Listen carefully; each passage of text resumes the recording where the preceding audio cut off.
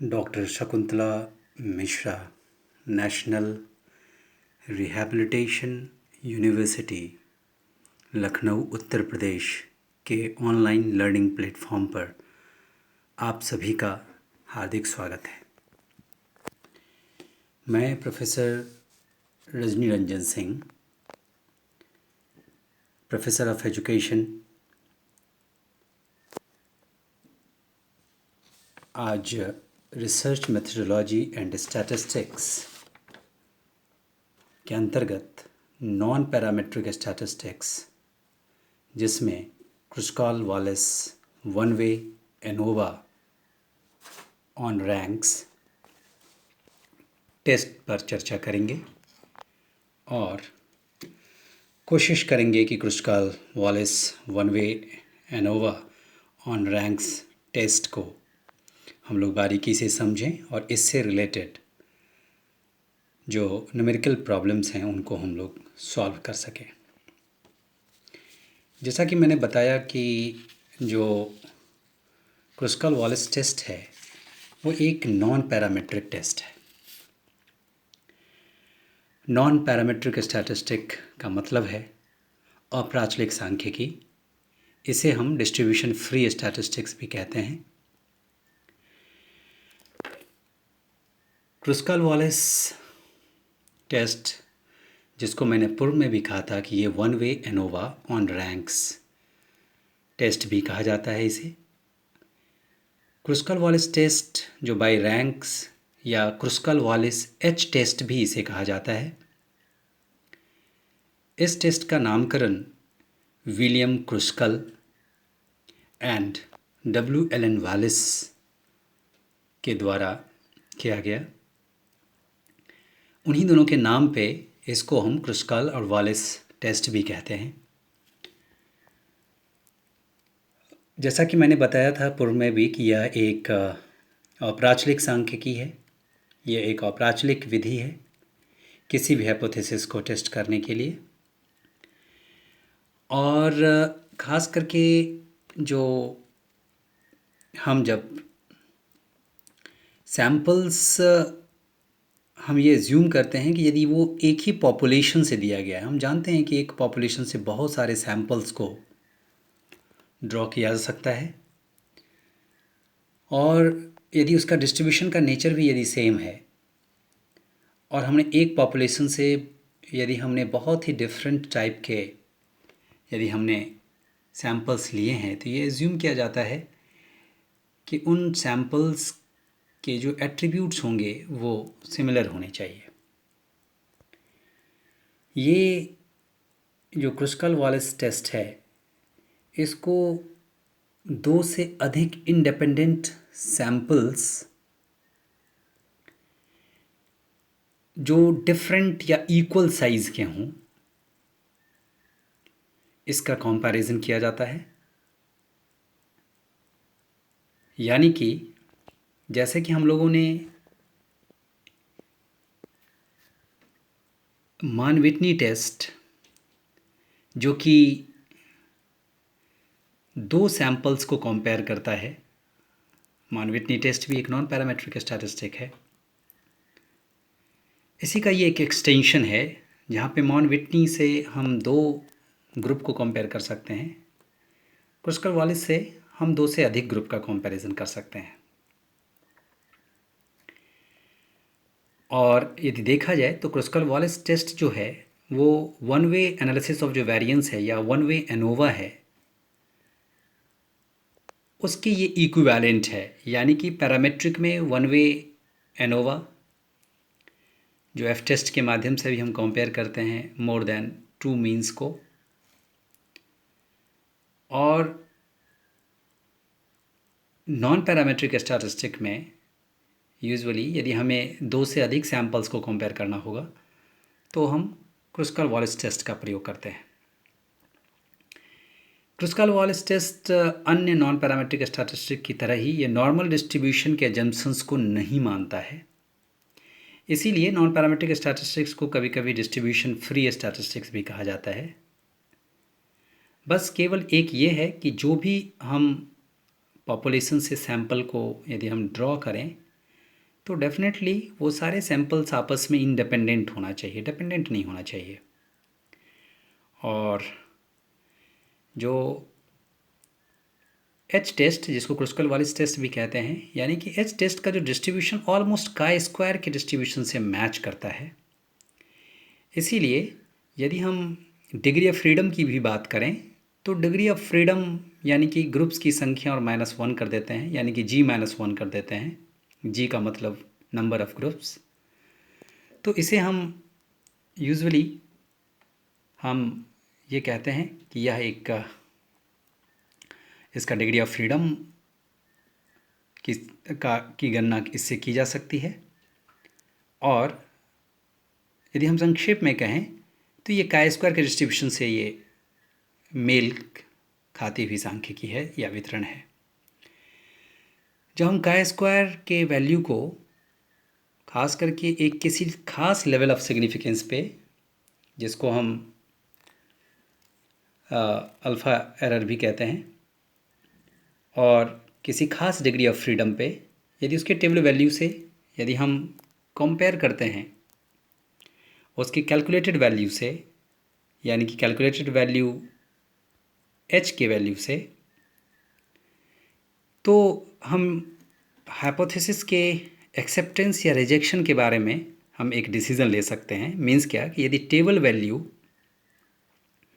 बड़ा है calculated value से तो डेफिनेटली इस संदर्भ में हमें नल हाइपोथेसिस को एक्सेप्ट कर लेना चाहिए। लेकिन यदि कैलकुलेटेड वैल्यू बड़ा है तो कैलकुलेटेड वैल्यू के बड़ा होने की स्थिति में, यानी कि किससे बड़ा है, यानी कि टेबल वैल्यू से बड़ा है, तो इस स्थिति में हमें हाइपोथेसिस को, नल हाइपोथेसिस को रिजेक्ट कर देना चाहिए। इसके संदर्भ में और जो कुछ थियोरेटिकल जो इम्पोर्टेंट एस्पेक्ट्स हैं ये हमें समझने की ज़रूरत है कि ये 2 से अधिक इंडिपेंडेंट सैंपल्स के जो रैंक्स हैं उसके डिफरेंस को ये मेज़र करता है, डिफरेंस को कंपेयर करता है, ये बताता है। जैसा कि यहाँ पे हमने एक आयत बनाया हुआ है और उस आयत को हमने पॉपुलेशन के रूप में डिनोट किया हुआ है, जिसको पॉपुलेशन कैपिटल N से हमने संबोधित किया हुआ है। और इस आयत के अंतर्गत हम लोगों ने 4 छोटे छोटे रेक्टेंगल्स बनाए हुए हैं, जिसके ऊपर में हमने R1 यानी कि उस सैंपल का रैंक, यानी कि और उसका कॉरस्पॉन्डिंग मीडियन 1 यानी कि MD1 से रूप में, और जो N1 है यानी कि उस सैंपल का साइज़ है, उसी तरीके से R2 सैंपल नंबर 2 का रैंक का जिक्र करता है, N2 जो है उस सैंपल के साइज़ का जिक्र करता है, MD2 जो है उसके मीडियन का जिक्र करता है, S3 के सैंपल का जो साइज़ है वो N3 है और जो उसका रैंक है वो R3 है, और मीडियन जो है वो मीडियन 3 के रूप में इसको संबोधित किया गया है। उसी तरीके से R4 जो है वो सैंपल साइज़ 4 का रैंक है, N4 उसके साइज़ को डिनोट करता है, और MD4 जो है उसके मीडियन को डिनोट करता है। और इस संदर्भ में जो H जो यहाँ पे 0 है, यानी कि जो नल हाइपोथेसिस है, हमने ये एज्यूम किया हुआ है कि इन चारों सैंपल्स के जो रैंक हैं उसमें कोई डिफरेंस नहीं है। मीन्स क्या कि R1 equals to R2 equals to R3 equals to R4। इसको हम इस संदर्भ में ये भी कह सकते हैं कि जो चारों सैंपल्स के जो मीडियन हैं, सैंपल्स के साइज़, सैंपल के नंबर्स कुछ भी हो सकते हैं, 3 भी हो सकते हैं, 4 भी हो सकते हैं, 5 भी हो सकते हैं। यहाँ पे हमने 4 का एक एग्जाम्पल लिया हुआ है। तो एक नल हाइपोथेसिस ये भी हो सकता है कि इन चारों मीडियंस में कोई भी डिफरेंस नहीं है, यानी कि median 1 equals to median 2 equals to median 3 equals to median 4। और यदि हम चर्चा करें तो यदि नल हाइपोथेसिस का जस्ट अपोजिट जो हाइपोथेसिस है वो एक ऑल्टरनेटिव हाइपोथेसिस है जिसको हमने एच ए के रूप में संबोधित किया है, जिसमें R1 ये इक्वल्स नॉट है R2 के, इक्वल्स नॉट है R3 के, इक्वल्स नॉट है R4 के। इसको हम इस तरीके से भी कह सकते हैं कि जो मीडियन है, पहले ग्रुप का जो मीडियन है वो दूसरे ग्रुप के मीडियन से इक्वल नहीं है, तीसरे ग्रुप के मीडियन से इक्वल नहीं है, और चौथे ग्रुप के मीडियन से आपस में यानी कि ये इक्वल नहीं है। इस तरीके से ये एक ऑल्टरनेटिव हाइपोथेसिस की। तो इस तरीके से हमने जो नल हाइपोथेसिस है उस नल हाइपोथेसिस के अगेंस्ट ऑल्टरनेटिव हाइपोथेसिस भी फ्रेम किया हुआ है। यानी कि यदि नल हाइपोथेसिस ये कहता है कि इन चारों रैंक्स में कोई डिफरेंस नहीं है, तो उसका ऑल्टरनेटिव हाइपोथेसिस होगा कि इन रैंक्स में कहीं ना कहीं डिफरेंस है। यदि हमने नल हाइपोथेसिस ये फ्रेम किया हुआ है कि ये जो मीडियन है, जिसको यहाँ पे आप देख सकते हैं कि हमने H0 के रूप में मीडियन 1, मीडियन 2 और मीडियन 3 और मीडियन 4 लिया हुआ है। यानी कि नल हाइपोथेसिस यदि ये कहता है कि इन मीडियंस में डिफरेंस नहीं है, यानी कि ये चारों आपस में इक्वल हैं, तो इसका जो ऑल्टरनेटिव हाइपोथेसिस होगा मीन्स क्या कि ये आपस में इक्वल नहीं है। इस तरीके से हम नल हाइपोथेसिस और ऑल्टरनेटिव हाइपोथेसिस जो है उसको हम फ्रेम करते हैं। अब आइए हम देखते हैं कि जो क्रुस्कल-वालिस टेस्ट है उसका फॉर्मूला क्या है।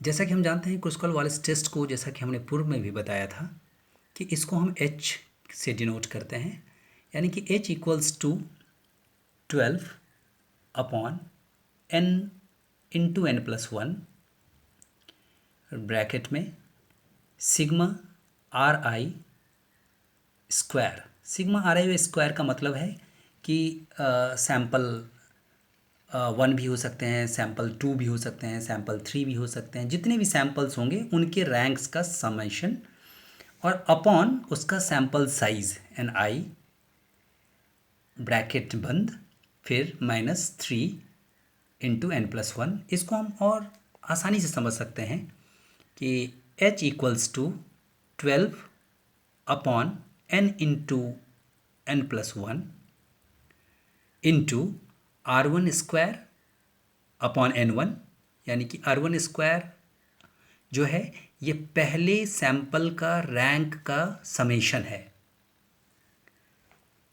Upon N1 plus R2 square ये दूसरे सैंपल का रैंक का समेशन है, उसका स्क्वायर अपॉन N2 प्लस आगे तक हम इसको एक्सटेंड कर सकते हैं, जितने सैंपल के नंबर्स होंगे R square K upon NK into bracket बंद -3 इंटू n+1। यहाँ पे ये भी एक पिक्टोरियल और एक डायग्रामेटिकली दिखाया गया है कि क्योंकि जैसा कि मैंने कहा कि H स्क्वायर का जो नेचर है वो H जो टेस्ट है, क्रुस्कल-वालिस टेस्ट है, उसका नेचर का स्क्वायर से मिलता जुलता है। तो हमने एक नॉर्मल प्रोबेबिलिटी कर्व ड्रॉ किया हुआ है और उसको का स्क्वायर डिस्ट्रीब्यूशन के रूप में यहाँ पे हम लोगों ने एक रिफ्लेक्ट किया हुआ है। तो जब आप एक देखेंगे कि यहाँ पे एक खास डिग्री ऑफ फ्रीडम और एक खास लेवल ऑफ सिग्निफिकेंस पे, यदि हमने माना है कि यदि लेवल ऑफ सिग्निफिकेंस 0.05 है और जो डिग्री ऑफ फ्रीडम 3 है, तो इसका जो टेबल वैल्यू है का स्क्वायर का वो 7.82 होता है। यानी कि 7.82 से यदि वैल्यू 7.82 के बराबर या 7.82 के से यदि अधिक होगा तो वो एरिया ऑफ रिजेक्शन में जाएगा। यानी कि वो नल हाइपोथेसिस को हम रिजेक्ट कर सकते हैं, और यदि वो रिजेक्ट होगा इसका मतलब है कि अल्टरनेटिव हाइपोथेसिस एक्सेप्ट होगा। और यदि 7.82 से यदि वो कम होता है वैल्यू, तो ऑफ कोर्स वो एक्सेप्टेंस जोन में जाएगा, नल हाइपोथेसिस एक्सेप्टेंस जोन में जाएगा। यानी कि जितने भी रैंक्स हैं उस रैंक्स में कोई डिफरेंस नहीं है। इस तरीके से एक ये बहुत इम्पॉर्टेंट आस्पेक्ट है, एक थियोरेटिकल आस्पेक्ट है इसके, जो क्रुस्कल-वालिस टेस्ट हैं।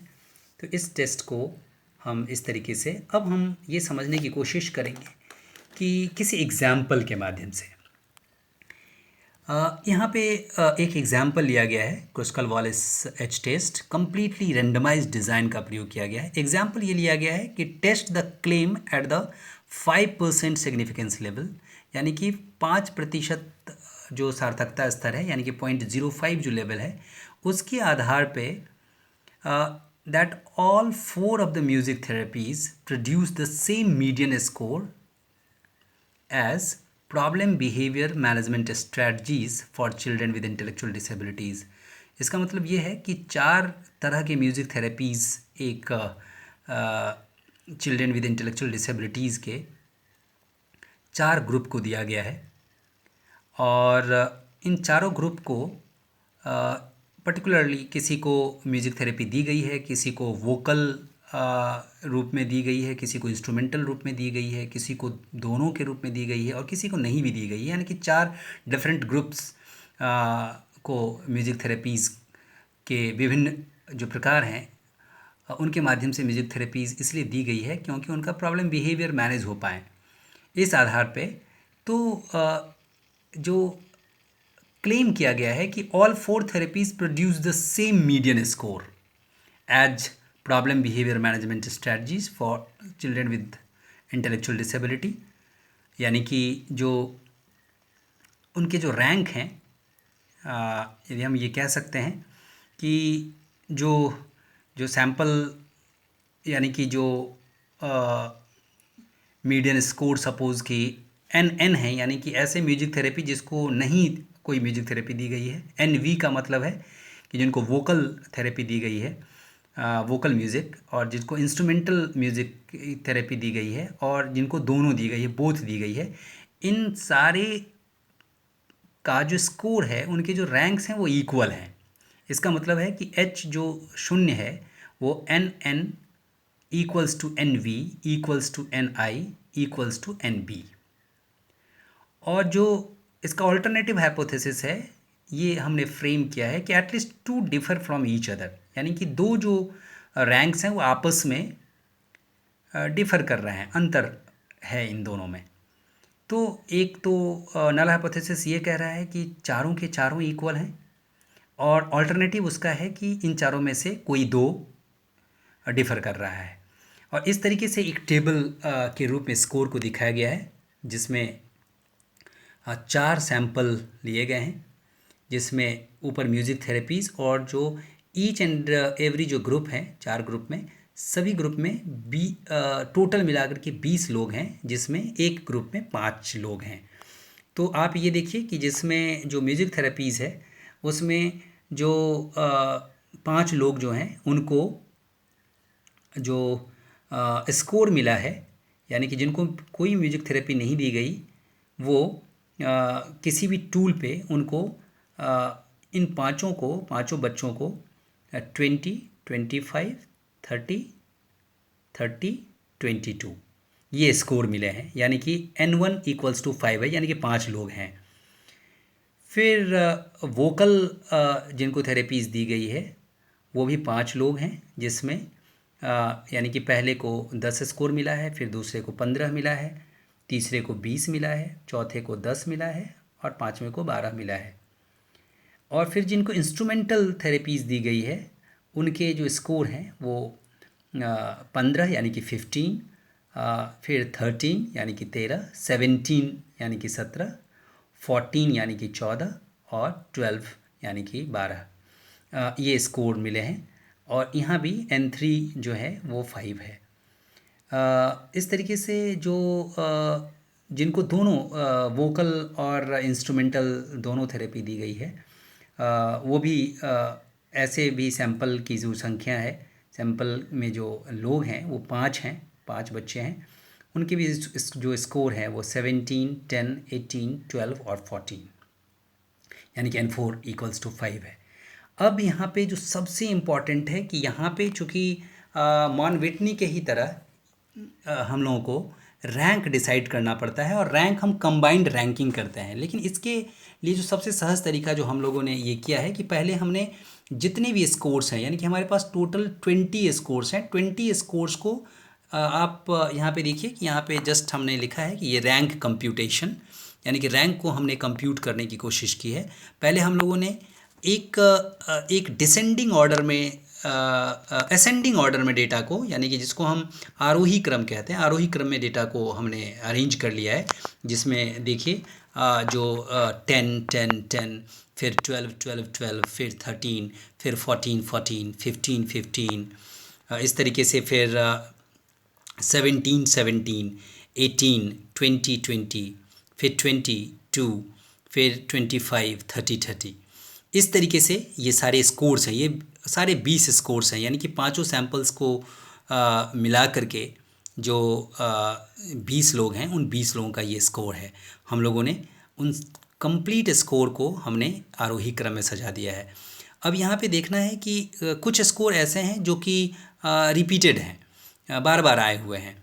जैसे जो 10 है 3 बार आया हुआ है, तो पहले तो हम लोगों ने ऐसे ही रैंकिंग दे दी है, 1 2 3 4 5 6 7 8 9 10, यानी कि 20 तक हमने रैंकिंग दे दी है। और फिर हमने देखा कि चूँकि 10 जो है वो 3 बार आया है, तो हम अब क्या करेंगे कि जैसे तीनों 10 का जो रैंक है 1 2 और 3, लेकिन हम किसी को हम 1 और किसी को 2 और किसी को 3 नहीं दे सकते, क्योंकि 3 स्कोर हैं, तो हम तीनों का हम एवरेज ले लेंगे, यानी कि 1 + 2 + 3, यानी कि 6, और 6 अपॉन, जो कि 3 बार 10 है तो 6/3, जो 2 हुआ, यानी कि 2 2 2। हम इन जो तीनों 10 हैं उनको हम 2 और 2 और 2 का रैंक दे देंगे। सिमिलरली अब 3 तक हमने चूँकि रैंकिंग कर ली है, फिर जो अगला जो है वो 12 12 12, यानी कि 4 5 6। अब हम क्या करेंगे, इन 4 5 6 को ऐड कर लेंगे और फिर 3 से डिवाइड कर लेंगे, यानी कि 5 4 9, यानी कि 5 + 4 9, और +6 15, यानी कि 15/3, यानी कि 5, यानी कि हमने रैंकिंग 5 5 कर दी। इस तरीके से हमने सभी इंडिविजुअल स्कोर की रैंकिंग कर ली। और फिर अब हमने ये देखा कि सपोज़ कि म्यूजिक थेरेपीज़ में जो नन जो है, जिसमें जो N1 जो सैम्पल है, उसमें देखिए कि जैसे कि पहला जो स्कोर है वो 10 20। अब हम ये नीचे देखेंगे कि 20 को कौन सा रैंक मिला है। 20 को आप देखिए कि 20 को जो रैंक मिला है वो आप एक गाढ़े जो लेटर में लिखे हुए हैं, जो 15.5 20 को एक स्कोर जो रैंक स्कोर मिला हुआ है, तो हमने 20 के सामने 15.5 दे दिया। 25 के सामने, चूँकि हम फिर देखेंगे कि 25 को हमने कौन सा रैंक दिया है, तो 25 के सामने जो रैंक है वो यदि हम देखेंगे तो 18 है, तो हमने 18 दे दिया है। इस तरीके से यदि देखा जाए तो आप ये देखिए कि यहाँ पे ये 25 है, तो 25 के सामने ये 18 है, तो 18 को हमने यहाँ पे रखा हुआ है। फिर देखिए ये 30 का रैंक यहाँ पे कितना है, 19.5 हमने दिया है, यानी कि यहाँ पे 13 जो हम देखेंगे, ये देखिए 30 जो ये जो पार्ट है। अब यहाँ पे ये जो 30 का जो पार्ट है, ये जो 30 है, ये 30 के ऊपर देखिए कि ये 19.5 है, तो हमने इस तरीके से यहाँ पे 19.5 रख दिया है। इसी तरीके से 22 का जो रैंक है 17.0, यानी कि ये देखिए 22 यहाँ पे 17 है। इस तरीके से हमने रैंक सबका दे दिया। अब क्या है कि अब जो रैंक का हमने लिख दिया, अब रैंक लिखने के बाद अब हम सारे रैंक का टोटल कर लेंगे। यहाँ पे देखिए सिग्मा R1, यानी कि इन सारे रैंक को हमने इंडिविजुअली हमने ऐड कर दिया है, तो ये जो सिग्मा R1 है वो 89.5 है। फिर देखिए R2 जो है, ये सिग्मा R2 जो 35.0 है। इस तरीके से जो ये N3 का जो रैंक है ये इधर है 10.5 7.0। इसको यदि हमने टोटल किया है तो ये सिग्मा R3 है, जिसको ये 43.5 है। और जो ये जो N4 है इसकी भी रैंकिंग को हमने ऐड कर लिया है, जिसका ये 42.0 है। इस तरीके से हमने क्या किया है कि कंप्लीट रैंकिंग हमने कैलकुलेट कर लिया है, क्योंकि जो क्रुस्काल-वालिस टेस्ट है इसमें रैंकिंग निकालना बहुत ही आवश्यक है, क्योंकि बिना रैंक के हम क्रुस्काल-वालिस टेस्ट हम सॉल्व नहीं कर सकते हैं। तो इसलिए इसका एक इम्पॉर्टेंट आस्पेक्ट है। अब इसके बाद जो जो इम्पॉर्टेंट पार्ट है, अब हम ये देखेंगे कि कैसे हम अब इसमें फार्मूला में रखते हैं। जैसा कि हमने बताया था कि h इक्वल्स टू, जो इसका स्टैटिस्टिक फार्मूला है वो h equals to 12/n into n plus one into sigma r1 square upon n1 plus sigma r2 square upon n2 plus sigma r3 square upon n3 plus sigma r4 square upon n4 into, हमने bracket बंद कर दिया, -3 into n plus one. यहाँ जो जो capital N है वो पूरे जो 4 सैम्पल्स हैं, यानी कि n1 plus n2 plus n3 plus n4, इनका ये टोटल है। यानी कि n1 भी 5 है, n2 भी 5 है, n3 भी 5 है और n4 भी 5 है। तो हमने क्या किया कि इन सभी को ऐड कर लिया, 5 5 10, 5 15 और 5 20, यानी कि 20। अब ये जो n है वो हमारे पास कितने हैं, ये 20 हैं, ये 20 हैं। यानी कि अब हमारे पास n निकल गया 20। अब यहाँ पे देखिए कि सिग्मा r1 का वैल्यू जैसा कि हमने पूर्व में भी बताया था कि उसका जो एडिशन है वो 89.5 है। फिर सिग्मा r2 ये 35.0 है, सिग्मा r3 ये 43.5 है, सिग्मा r4 42.0 है। इस तरीके से हमने अब इस इक्वेशन में, इस फार्मूला में हमने रख दिया कि 12/20 20 प्लस 1 और सिग्मा r1 के जगह पे 89.5 का स्क्वायर अपॉन 5, फिर सिग्मा r2 के जगह पे 35.0 का स्क्वायर अपॉन 5 प्लस 43.5 का square upon 5 plus 42.0 upon square upon 5 into -3, चूँकि n प्लस 1 है तो यानी कि 20 प्लस 1 है, क्योंकि n का वैल्यू 20 है। इस तरीके से हमने इसको सॉल्व किया। सॉल्व करने के बाद जो रिज़ल्ट आया वो h इक्वल्स टू 10.66। अब हमारे पास चूँकि 3 ग्रुप हैं, चूँकि 4 ग्रुप हैं, तो 4 ग्रुप में अब हमें ये देखना पड़ेगा कि जो डिग्री ऑफ फ्रीडम होगा, चूँकि 4 - 1 यानी कि 3 होगा, और जो डिग्री और जो लेवल ऑफ सिग्निफिकेंस है हमने 0.05 रखा है।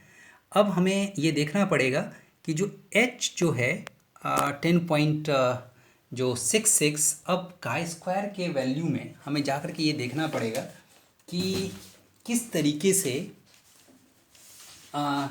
जो degree of freedom 3 degree of freedom पे 3 डिग्री ऑफ फ्रीडम पे, ये जो काई स्क्वायर का टेबल आप देख रहे हैं कि 3 डिग्री ऑफ ये फ्रीडम पे और 0.05 लेवल ऑफ सिग्निफिकेंस पे ये 7.82 है। मीन्स ये है कि जो h का जो वैल्यू आया है, ये h का वैल्यू ये कैलकुलेटेड वैल्यू बड़ा है टेबल वैल्यू से। इसका मतलब है कि ये जो नल हाइपोथेसिस जो हमने बनाया था कि ये सारे जो चारों रैंक्स हैं वो चारों रैंक्स आपस में इक्वल होंगे, यानी कि ये नल हाइपोथेसिस रिजेक्ट होती है। मीन्स क्या कि ये जितने भी रैंक्स हैं, ये रैंक्स आपस में इक्वल नहीं हैं, ये डिफ़र कर रहे हैं।